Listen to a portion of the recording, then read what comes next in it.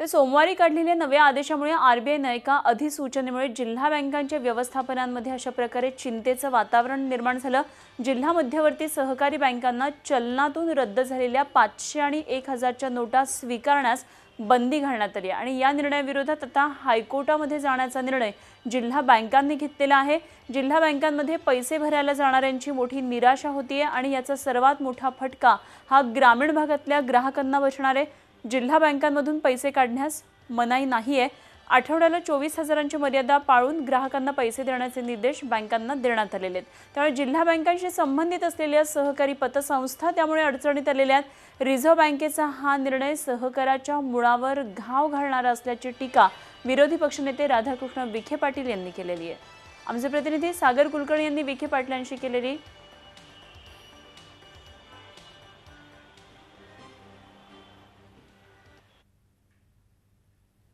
आमच्या शेतीमालाचा पैसा शेतकऱ्याने कुठे घेऊन जायचं?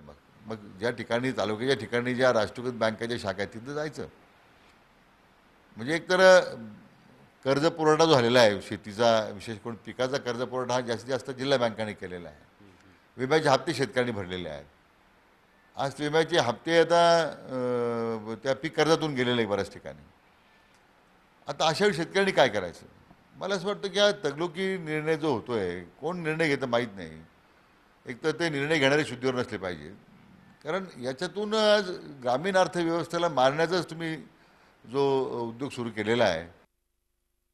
सगळ्या ग्रामीण भागामध्ये जिल्हा मध्यवर्ती सहकारी बँकांच्या शाखा असतात आणि त्यांना काल रात्री सांगण्यात आलं की तुम्ही कुठलेही पैसे स्वीकारू नका।